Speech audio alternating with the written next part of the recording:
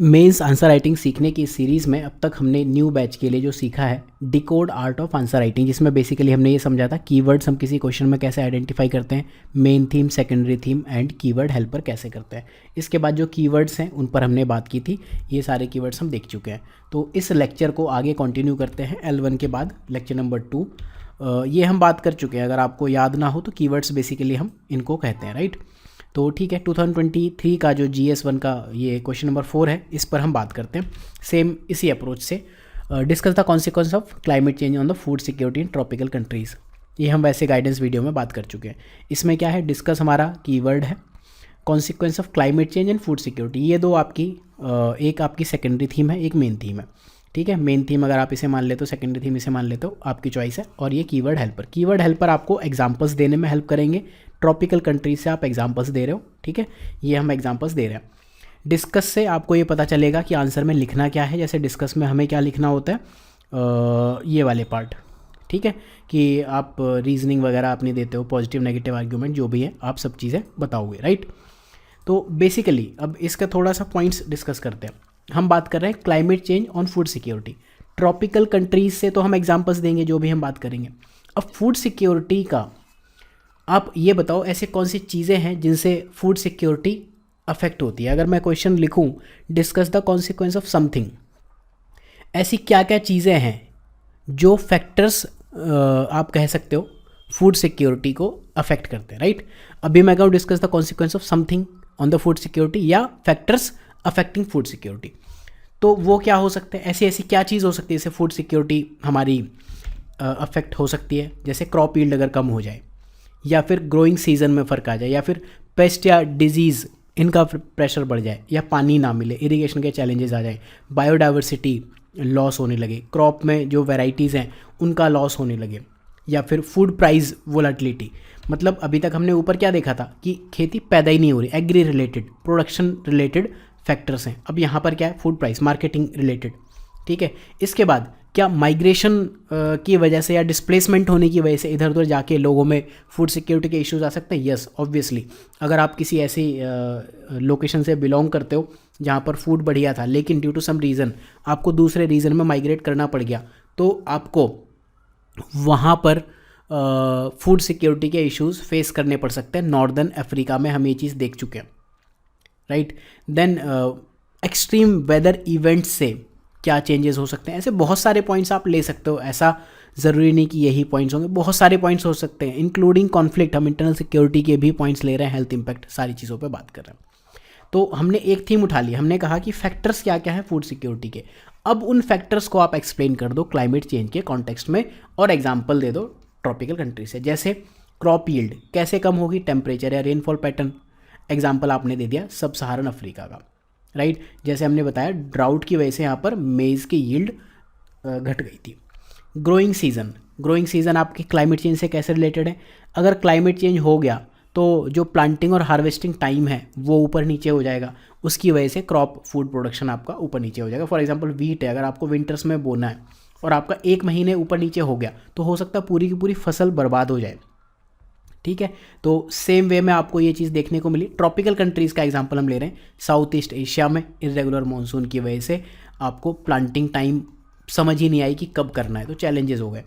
Paste and disease pressure, कैसे climate से paste बढ़ते हैं। एक चीज़ तो आपको पता है, क्लाइमेट की वजह से पेस्ट, जैसे फॉर एग्जांपल ज़्यादा हीट एंड ह्यूमिडिटी होगी तो कीड़े मकोड़े ज़्यादा आते हैं ना, तो ऑब्वियसली वार्मर टेम्परेचर में पेस्ट एंड डिजीज़ का प्रोलिफरेशन ज़्यादा होता है। अगर आपको इसमें थ्योरी लिखनी है तो Ellsworth Huntington, the climate of Asia, I think ये उनकी बुक का नाम है। हटिंगटन का नाम आप याद कर सकते हो, इन्वायरमेंटल डिटर्मिनिज्म कहते हैं वो, ठीक है, बट वो ऑप्शनल के लिए, नॉट फॉर जीएस। तो कॉफ़ी रस्ट एक एग्जांपल है। सेम वे में वाटर स्कार्सिटी आप बता सकते हो, क्लाइमेट प्रिसिपिटेशन, पानी नहीं बरसा, ठीक है, तो लगान मूवी वाला आप एग्जांपल दे सकते हो। उसके लिए इंडिया से बेटर कौन सा एग्जांपल है। बायोडाइवर्सिटी, क्रॉप वेराइटीज़ आपकी कैसे लॉस हो सकती है। पॉइंट तो आपने बता दिया कि क्रॉप वैरायटी लॉस हो गई तो हमारा फूड सिक्योरिटी पे इफेक्ट पड़ेगा, लेकिन क्लाइमेट चेंज से कैसा हो रहा है। क्लाइमेट चेंज से कुछ प्लांट्स का एक्सटिंक्शन हो सकता है, कुछ एनिमल स्पीसीज़ का एक्सटिंक्शन हो सकता है। आपका वो आप एनिमल स्पीसीज़ से क्या होगा, एनिमल भी तो फूड सिक्योरिटी के लिए ज़रूरी है, सिर्फ वेजिटेरियन दुनिया ही थोड़ी है, तो जेनेटिक डाइवर्सिटी घट रही है एग्रीकल्चर में। जैसे कैरिबियंस में आप देखो कि सी लेवल राइज होने की वजह से सॉल्ट टॉलरेंट क्रॉप वेराइटीज़ हैं वो प्रॉब्लम में आ रही हैं। सेम वे में जो मछलियाँ, फिश इंडस्ट्री है, उस पर काफ़ी इफ़ेक्ट पड़ता है। फूड प्राइस वोलेटिलिटी, अगर क्रॉप यील्ड ही घट गई, क्लाइमेट बेकार है, तो उसकी वजह से प्राइस स्पाइक होगा, वोलेटिलिटी होगी फूड मार्केट में। इस तरह से आप एग्जांपल दे सकते हो। डिस्प्लेसमेंट का क्या है? क्लाइमेट इंड्यूस्ड फूड इनसिक्योरिटी, ये कीवर्ड है, इसको आप याद कर लेना। अगर फूड इनसिक्योरिटी है क्लाइमेट की वजह से, तो लोग अपने होम से दूर जा सकते हैं, वो एक इशू है। या फिर आप ए प्लेस पर थे, ये ग्रीन है, लेकिन आप मजबूरन किसी वॉर की वजह से या किसी रीज़न की वजह से आप डेजर्टिक एरिया में आ गए, तो फिर वहाँ पर इश्यूज़ होंगे। ठीक है, इस सेम वे में आप extreme weather event, ocean acidification, fisheries का भी हमने एग्जांपल दिया। एडेप्टेशन की कॉस्ट आप बात कर सकते हो कि ड्राउट रेजिस्टेंट क्रॉप वेराइटीज़ ही हम एडेप्ट नहीं कर पा रहे हैं, तो उसकी एक हाई कॉस्ट है। या फिर कॉन्फ्लिक्ट हो रहा है, जैसे दारफुर कॉन्फ्लिक्ट है सूडान में, यहाँ पर आपको दिख रहा है क्लाइमेट की वजह से कॉन्फ्लिक्ट्स भी आ रहे हैं और फूड सिक्योरिटी, इन दोनों का एक नेक्सस आपको ज़रूर देखने को मिलेगा। राइट, दारफुर रीजन में आपको दिखेगा वाटर और एग्रीकल्चर रिसोर्स की वजह से वहाँ पर काफ़ी लंबे टाइम तक कॉन्फ्लिक्ट्स देखने को मिले, सिविल वॉर देखने को मिले। अब ये क्वेश्चन अगर आप देखो, तो जैसे मैंने सोर्सेज में बताया था, तो जो ये क्वेश्चन है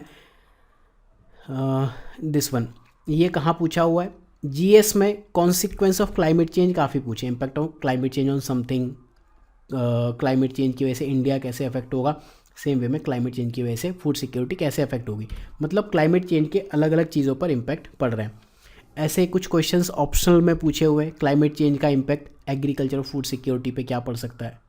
ठीक है, क्लाइमेट चेंज एक सीरियस प्रॉब्लम है, ग्लोबल फूड सिक्योरिटी, बेसिकली ये ज्योग्राफी ऑप्शन में 2022 में पूछा, और उठा के यही क्वेश्चन इन्होंने 2023 में यूपीएससी जीएस में पूछ लिया। तो ऑप्शनल के क्वेश्चंस देखते रहो, आई एम नॉट टेलिंग कि आप बिल्कुल उनके पीछे पड़ जाओ, बट देख लो, टाइम मिले तो एटलीस्ट 4-5 साल के क्वेश्चंस देख लो, आपको थीम्स पता चलेंगी क्या न्यूज़ में है।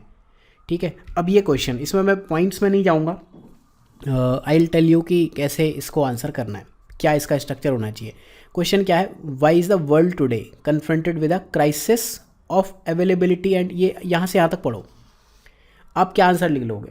क्राइसिस ऑफ फ्रेश वाटर, ये क्वेश्चन उसके बारे में नहीं है। दो चीज़ें हैं, अगर आप यहाँ ध्यान से देखो, एक कीवर्ड है यहाँ पर क्राइसिस, क्राइसिस ऑफ अवेलेबिलिटी, कि पानी है ही नहीं, अवेलेबल ही नहीं है, उसकी क्राइसिस है। दूसरा, पानी अवेलेबल तो है लेकिन एक्सेस नहीं है। सपोज़ कहीं पानी है, जैसे फॉर एग्जांपल आप कहीं घूमने जाते हो और वहाँ पर किसी वजह से आप फंस गए या फिर बर्फ़बारी हो गई, तो हो सकता है वहाँ जो वाटर बॉटल है, पैक्ड वाटर बॉटल 10 या 20 रुपए के बदले 100 रुपए की बेचने लगते हैं लोग, तो एक्सेस नहीं होता है फ्रेश वाटर का। आपके पास पैसे हैं, आप खरीद लोगे, लेकिन जो वहाँ पर नेटिव पॉपुलेशन है वो तो नहीं खरीद पा रही है ना, तो दो अलग चीज़ हैं। अब अगर आप ये चीज़ समझ गए कि इस क्वेश्चन में दो चीज़ें पूछी हैं, crisis of availability of fresh water resources, एक ये हेडिंग दोगे, दूसरा crisis of access to fresh water resources, कि कौन कौन से फैक्टर्स हैं। जैसे अवेलेबिलिटी के क्या फैक्टर्स हैं? पॉपुलेशन ग्रोथ ज़्यादा है, क्लाइमेट चेंज हो गया, ज़्यादा आपने एक्सट्रैक्शन कर लिया तो बचा ही नहीं, पॉल्यूशन की वजह से ख़राब हो गया, फ्रेश वाटर नहीं बचा। ठीक है, अब ऐसे तो नजफगढ़ नल्ला है दिल्ली में, लेकिन उसका पानी पी नहीं सकते ना, यमुना रिवर का पानी नहीं पी सकते, नजफगढ़ नल्ला तो छोड़ दो, साहिबी रिवर कहते हैं वैसे उसको दिल्ली में। डिफॉरेस्टेशन की वजह से इश्यूज़ हो गए। ठीक है, तो भले ही मैंने यहाँ 5 पॉइंट लिखे, लेकिन मैंने क्वेश्चन को अलग अलग हेडिंग्स में डिवाइड करके एग्जामिनर तक क्लियर मैसेज पहुँचाया कि ठीक है, मैं आपको और clearly and to the point answer दे सकता हूँ। एक्सेस किस वजह से? इंफ्रास्ट्रक्चर ही नहीं है। कि ठीक है, मान लो फ्रेश वाटर है बट पाइप्ड वाटर सप्लाई नहीं है, नल नहीं है, टोटी नहीं है, अब क्या कर लोगे? इकोनॉमिक डिस्पैरिटी, जैसे अभी हमने बात की कि गरीबों के लिए फ्रेश वाटर हो सकता है कि जो हेमा मालिनी पानी बेच रही हैं वो गरीब लोग अफोर्ड ही ना कर पाएँ, या जैसे अभी हमने ये एग्जांपल दिया कि बर्फ़बारी में आप कहीं फंस गए हो, तो वो एक इकोनॉमिक डिस्पैरिटी है। स्लम्स में ये एग्जांपल आप दे सकते हो, कॉन्फ्लिक्ट की वजह से हो सकता है वहाँ पर पानी ना हो, सीरियन सिविल वॉर का एग्जांपल दे सकते हो। राइट, प्राइवेटाइजेशन की वजह से हो सकता है कि वाटर सर्विसेज प्राइवेट कर दी। बोलीविया में ये चीज़ हुई थी, बोलीविया में अर्ली जब 2000 है उसके आसपास वाटर को लेकर वहाँ प्राइवेटाइजेशन कर दिया, और ये पब्लिक गुड है। अब सोचो, पानी को लोग प्राइवेट चीज़ की तरह बेच रहे हैं, तो वहाँ पर दिक्कत आएगी। देन जोग्राफिकल डिस्पैरिटी भी हो सकती है कि ठीक है, बाकी सब ठीक है, आप रिमोट फैक्टर्स हैं उसकी वजह से एक्सेस नहीं है। जैसे रिमोट इंडिजिनियस कम्युनिटीज़ के पास आप पानी भेज नहीं सकते हो। अब जब ऐसे क्वेश्चंस आते हैं तो इसमें इंट्रो कंक्लूजन लिखो, बहुत बढ़िया बात है, बट यहाँ आप रोल देखो 10 नंबर का क्वेश्चन है। यह आपके ऊपर डिपेंड करता है कि आप इंट्रो या कंक्लूजन में ज़्यादा टाइम देना चाहते हो या फिर क्वेश्चन को बेटर स्ट्रक्चरिंग में टाइम देना चाहते हो। प्रीवियसली इससे क्या क्वेश्चंस पूछे हैं, जीएस में ही देख लेते हैं, ऑप्शनल में तो खैर काफ़ी सिमिलर क्वेश्चन पूछता ही है। इंडिया में फ्रेश वाटर रिसोर्सेज की बात की है, फिर water scarcity, management of land and water resources, crisis, ये वाला इस साल का क्वेश्चन है, राइट। तो ऐसे क्वेश्चंस पूछ रहा है। ऊपर ये क्वेश्चन देखो, impact of climate change on water resources. अब इस क्वेश्चन में दो चीज़ें हैं, आप कहोगे एग्जाम्पल तो पूछे ही नहीं, फिर मैंने क्यों दे दिया। देखो एग्जाम्पल्स अगर आप दे सकते हो ना, चीज़ों को बहुत बढ़िया से एक्सप्लेन कर सकते हो। देखो इन्होंने कहा why is the world today, मैं कह रहा हूँ इस वजह से है, पॉपुलेशन ग्रोथ की वजह से दिक्कत होती है। और वहीं पे अगर एग्जाम्पल भी दे दूँ, बहुत जनरल एग्जाम्पल देता हूँ मैं, बिल्कुल ऐसा कोई किसी विलेज की जाके केस स्टडीज नहीं यूज़ कर रहा हूँ, बिल्कुल जनरल एग्जाम्पल्स हैं, उनको हमने दे दिया। इंट्रो में एक डेटा भी दे दिया, ठीक है। क्वेश्चन कीवर्ड, अब देखो जैसे हमने कीवर्ड्स डिस्कस किए थे, वहाँ पर ये वाई एक कीवर्ड है, ये हमने डिस्कस नहीं किया था। या ब्रिंग आउट है, ये सब नहीं किए थे। तो वाई क्या हो गया, एक्सप्लेन समझ लो, जो आप एक्सप्लेन में लिखोगे। फॉर एग्जाम्पल मैं ये लिख लूँ एक्सप्लेन द रीजंस, तो ये वो कीवर्ड है बेसिकली। अगर आपको ये समझ में आ गए हैं तो ये बाकी कीवर्ड्स आप मैनेज कर लोगे। एग्जाम्पल्स जितने ज़्यादा से ज़्यादा दे सकते हो, ठीक है। ये मेंस आंसर बिल्डिंग कोर्स है, इसमें हमने एग्जाम्पल्स ऐड किए हैं, तो अगर आपके पास टाइम नहीं है चीज़ों को करने का तो you should consider this course. 40 years की चीज़ें हमने डिस्कस की हैं, एग्जाम्पल्स बहुत बढ़िया। नेक्स्ट क्वेश्चन, ये वो चीज़ है या तो आपको आता है या नहीं आता, बट जिनको आता भी है ना उनके लिए भी डिफ़िकल्ट क्वेश्चन है। फ्योर्ड्स कैसे बनते हैं, इस टाइप के क्वेश्चंस, ये बेसिकली ज्योग्राफी ऑप्शनल या जियोलॉजी ऑप्शनल से मान लो लैंडफॉर्म है, ऑल्दो हम जीएस में पढ़ते हैं फ्योर्ड्स क्या होते हैं, ठीक है। फ्योर्ड्स आपने देखे होंगे इस तरह के, ग्लेशियर की वजह से फीचर्स बनते हैं, long narrow deep inlet of sea, ठीक है, ये इसकी डेफिनेशन है। अब अगर आपको पता है फ्योर्ड्स बनते कैसे हैं तो ठीक है, मोस्टली लोगों को ये पता होता है ग्लेशियल एक्टिविटी की वजह से बनते हैं। 3-4 पॉइंट्स मैंने आपको बता दिए कि ग्लेशियल एक्टिविटी की वजह से बन गए, ठीक है। यहाँ से ग्लेशियर यहाँ निकल गया, ग्लेशियल इरोजन, ग्लेशियर ने इरोजन कर दिया, या सी लेवल राइज हो गया कि आज की डेट में सी लेवल यहाँ पर है, कल की डेट में यहाँ हो गया, तो हो सकता है कहीं वैली रह जाए स्टीप साइड। बट ये क्वेश्चन ऐसा है, हो सकता है आपको ना आता हो, ठीक है। लेकिन ऐसे क्वेश्चंस को करने के लिए तरीका यही है, मैंने आपको लेक्चर में भी बताया हुआ है, प्रीलिम्स के लेक्चर में, और जब पढ़ाए थे लैंडफॉर्म्स तो ये बताया था, ये लिखो इस तरह से टेबल बनाओ। 3 तरह के लैंडफॉर्म होंगे, यहाँ पर डिपोजिशनल लैंडफॉर्म, यहाँ पर इरोजनल लैंडफॉर्म, यहाँ पर ट्रांसपोर्टेशनल लैंडफॉर्म, और यहाँ पर फैक्टर लिखोगे। यहाँ फैक्टर आप लिखो रिवराइन, रिवर के डिपोजिशनल लैंडफॉर्म्स क्या क्या है, इस तरह से आप बनाओ, ठीक है। दूसरा फैक्टर आपका रिवर के बाद ग्लेशियर, तीसरा कोस्टल, चौथा मैरीन, कोस्टल मैरीन एक ही हो गया, कास्ट हो गया। फिर कास्ट के बाद अगला क्या आता है, 6 हैं टोटल।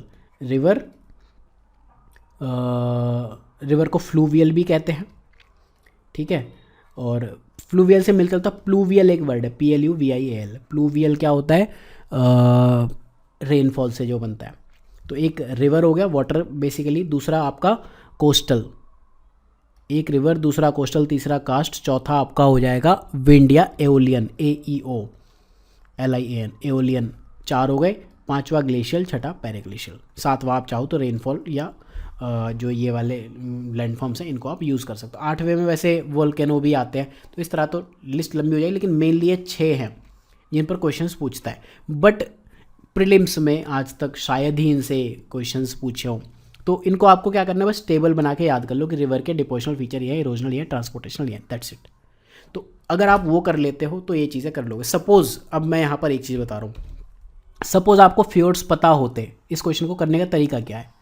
अगर आपको ये पता है फ्योर्ड्स होते क्या है, आपने वो इमेजेस याद किया, तो आप सोच लोगे कि कैसे बने होंगे। अगर आपको ये पता है इरोजन की वजह से कैसे चीज़ें होती हैं, डिपोजिशन की वजह से और ट्रांसपोर्टेशन की वजह से कैसे होती हैं, तो कर लोगे।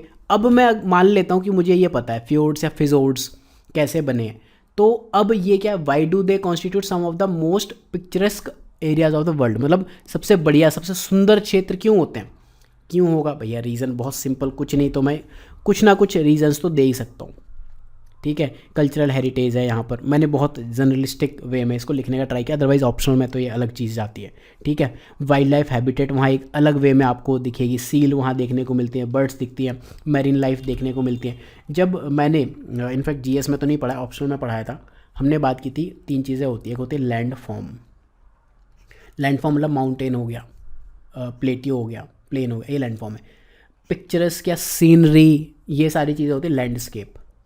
लैंडस्केप में क्या होता है, natural landform plus manmade landform plus वहाँ पे और क्या क्या चीज़ें अवेलेबल, वाइल्ड लाइफ अवेलेबल है तो ठीक है, या मैन ने जो बनाए वो चीज़ है, तो लैंडस्केप कहते हैं। जब इसकी ये वर्ड आ जाए ना, या सीनरी लिखा हुआ है, तो उसका मतलब वो एम.एफ. हुसैन की सीनरी नहीं है, उसका मतलब है लैंडस्केप की बात करें। लैंडस्केप में 3-4 चीज़ें होती हैं, राइट। तो अब अगर आपको ये पता है तो आप कर लोगे कि ठीक है, वहाँ पर पानी क्लीन है, वाइल्ड लाइफ हैबिटेट दिख रही है, आउटडोर एक्टिविटीज़ आपको करने को मिलेगी। भैया बढ़िया ही लगेगा ना, सीनरी बढ़िया है ना, अगर आपको हाइकिंग और सेलिंग वेलिंग ये सब देखने को मिल रही है, फ़ोटो बढ़िया दिखेंगी, नाव जा रही है। एग्जाम्पल्स मैंने कुछ दे दिए, नॉर्वे में और न्यूजीलैंड में ज़्यादा दिखते हैं, ठीक है। बेसिकली नॉर्थ और साउथ पोल में ही दिखेंगे। नेक्स्ट लेक्चर में हम और नेक्स्ट क्वेश्चंस डिस्कस अपने कंटिन्यू रखेंगे। तो अगर आप फ्री कोर्स को फॉलो कर रहे हो तो ये लेक्चर 1 और ये इनको ज़रूर फॉलो करना। ऐसे के लेक्चर्स मैं इस साल के बैच के डिस्कस कर चुका हूँ, एंड कुछ इन लेक्चर्स को ज़रूर देख लेना। 23 के ये क्वेश्चंस मैं ऑलरेडी बात कर चुका हूँ। तो मिलते हैं नेक्स्ट लेक्चर में, तब तक के लिए ध्यान रखिए, पढ़ते रहिए।